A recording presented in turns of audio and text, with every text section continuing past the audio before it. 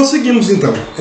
A gente tem aqui, então, no início a gente já começa mostrando que essa ideia de entender diversidade cultural, ela é um tanto quanto delicada, complexa. Por quê? Porque até entre os meios jurídicos você tem então aqui duas correntes que vão pensar de formas diferentes, na verdade, né? Quando eu apresento as duas correntes aqui, eu não estou querendo, na verdade, olhar para você e falar bem assim, isso aqui está certo, isso aqui está errado. Na verdade, eu estou só apresentando duas correntes. É claro que quando eu apresentei a primeira, os justnaturalistas, eu peguei e faço uma ressalva e falo assim, ó, cuidado, por quê? Porque ali na Segunda Guerra, ali quando ergue-se o Estado nazista ou nazifascista, como alguns queiram, a gente tem, na verdade, um pensamento justnaturalista.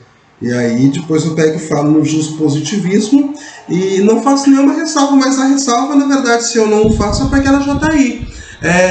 Quando você vê o direito e você fala bem assim, olha, essa decisão foi uma decisão que eu não gostei, digamos assim, mas ela necessariamente deve ser respeitada, esse é um positivismo na sua maior essência, sabe? Por quê? Porque os direitos que a gente tem são os direitos que nos são dados pelo Estado.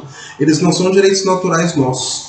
Então, por exemplo, quando você tem a sua liberdade de falar o que você quer, mas você não tem liberdade de falar sobre alguns assuntos porque vão ser crime, na verdade isso é um direito que ele é colocado pelo Estado, ou seja, ele é um direito positivado, ele está dentro da lei.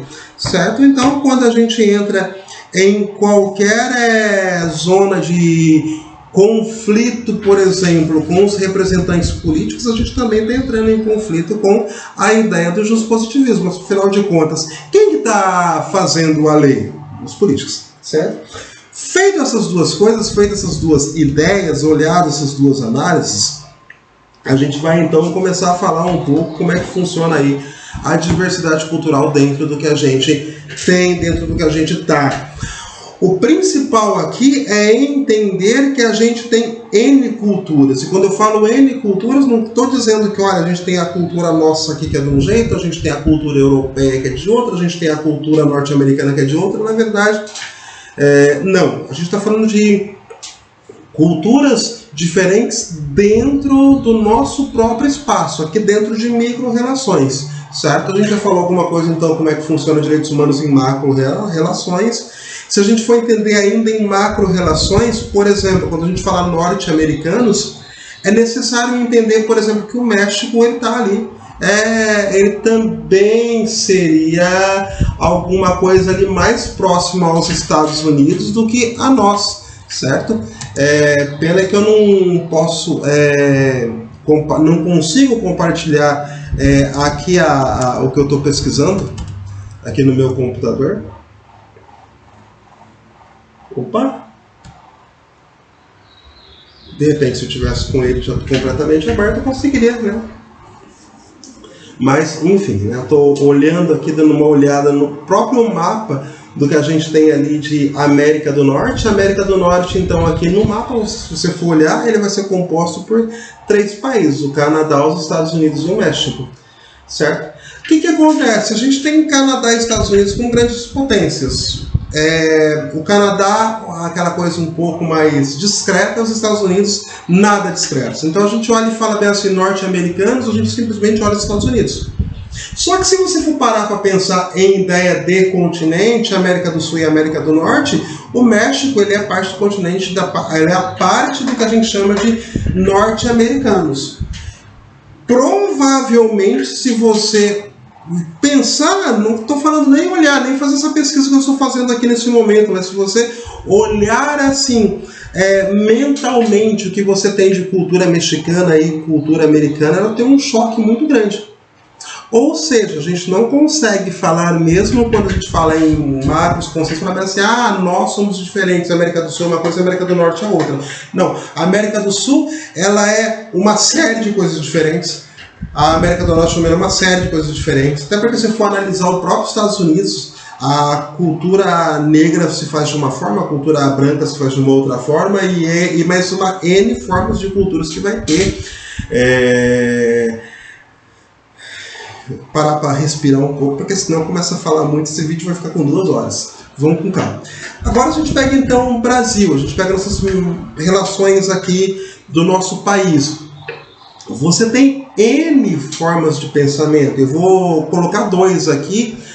Uma é a ideia artística, a arte. Eu vou selecionar uma expressão artística que é a música, quem me conhece sabe mais ou menos o porquê que eu estou pegando justamente essa, e eu vou pegar a religião. Então veja bem, na música, nessa expressão artística que ela se dá via música, você tem N formas diferentes aí de expressões musicais, do sertanejo ao rock, funk carioca, samba, choro, axé, forró, que são coisas tecnicamente diferentes, digamos assim, e que você tem pessoas que gostam de uma coisa e que gostam da outra.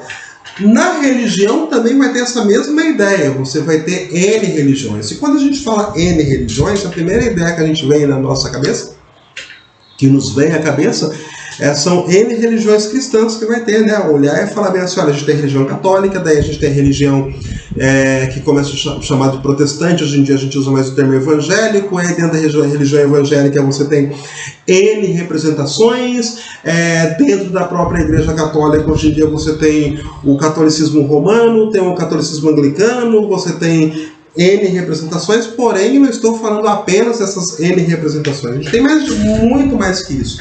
Porque nós também temos aqui no nosso espaço territorial, a gente tem o candomblé, a gente tem a umbanda, a gente tem o voodoo, a gente tem uma série de outras coisas, e eu penso que começa a causar algum desconforto, de repente, para você, num primeiro momento, quando você ouve. Acho que não para todos, mas para alguns vai causar aquele desconforto para você com voodoo, candomblé, umbanda, porque por muitos de nós, pela nossa formação religiosa, a gente simplesmente entende isso como aquilo que não é o certo, aquilo que é o errado. E aí começa a questão de entender mais sobre a diversidade cultural. Entender a diversidade cultural e esse papel de aceitação e respeitar o outro é justamente olhar e falar assim, olha, veja bem, eu posso até não concordar com a sua cultura, não acreditar na sua cultura, olha, para mim existe um Deus e esse Deus não é representado desta maneira, porém eu aceito e dou o direito de você representar aquilo que você bem entender, da maneira com qual você bem entende. Inclusive a ideia da pessoa dentro da sua cultura não acreditar em nenhuma entidade espiritual, por exemplo. Eu acho legal citar, eu sempre cito, na verdade, quando eu falo de a questão religiosa, não muito em sala de aula, mas esse é um testemunho, digamos assim, que eu sempre dou quando eu estou conversando com pessoas e elas perguntam onde que eu trabalho e coisa e tal. Eu falo, eu trabalho um dos meus trabalhos, né? Trabalhar aqui no Lins Vasconcelos e coisa e tal, ou quando eu vou até a sede da entidade, eu vou via aplicativo, né? Uber 99 ou quem for que me leve. Só falando assim, isso aqui eles são sustentados por uma organização espírita, né? E eu falo sim. E aí eu gosto de falar, olha, inclusive eu já trabalhei em associações que tem como mantenedoras a Igreja Católica, já trabalhei com associações que tem como mantenedores igrejas evangélicas, trabalho hoje em uma que tem como uma das suas mantenedoras um centro espírita, e gosto muito, na verdade, de entender essas diferenças, essas diversidades culturais no que diz respeito à religião. Eu falei, olha, nunca me senti tão confortável em trabalhar num lugar como eu me sinto no Lins Vasconcelos. Por quê? Por causa do respeito. Respeitar a identidade cultural do outro é necessariamente falar bem assim, olha, eu tenho o meu ponto de vista. Eu tenho aquilo ao qual eu acredito. Só que eu respeito o que você acredita e eu inclusive não vou ficar falando sobre as minhas verdades, a não ser que você me pergunte quais são as minhas verdades. Eu não estou falando mal assim de outras instituições que trabalhei, não é isso. Mas eu acho muito interessante esse respeito à diversidade cultural, porque, veja bem, mesmo estando num lugar que tem como mantenedores um centro espírita, pelo menos a mim, tenho certeza absoluta que nenhum de vocês foi falado em nenhum texto base do Espiritismo. Por exemplo, sabe o que é isso? Isso é respeito à cultura do outro. Isso é respeito à crença do outro. Isso é um passo a mais que a gente precisa dentro da nossa sociedade. Olha que interessante. É justamente essa que é a questão, sabe? Você pode, eu posso falar assim, olha, eu não concordo com tal e tal coisa. Por exemplo, eu não concordo eu não gosto, digamos assim, de algumas manifestações artísticas musicais. Eu acho que são formas grosseiras, muito grotescas às vezes. Só que, a não ser que alguém me pergunte, assim, professor, quais são as manifestações culturais que você não gosta? Assim, ninguém pergunta, a gente fica por aí mesmo. Você tem algumas que eu não gosto. Tá? Até que alguém me pergunte, eu falo assim, você tem alguma religião? Digamos, sei lá, que pode ser que sim. Certo? Por quê? Porque é uma forma, não quer dizer falar assim, me abster de falar. Perguntar, eu vou falar com toda certeza. Mas eu respeito pelo outro, eu respeito pela crença do outro. Você olhar e falar bem assim, não, você está, por exemplo, dizer, você está em pecado porque você não acredita no mesmo Deus que eu acredito. Segundo o meu ponto de vista, levando em consideração que eu tivesse um ponto de vista falando que eu estou discordando de alguém. Pode ser o meu ponto de vista que aquela pessoa possa estar ou não. Mas esta acusação é uma acusação que dentro do que a gente tem como diversidade cultural, ela não cabe. Por quê? Porque esse ponto de vista não é um ponto de vista tido como legal no sentido de ser crime ou não ser crime.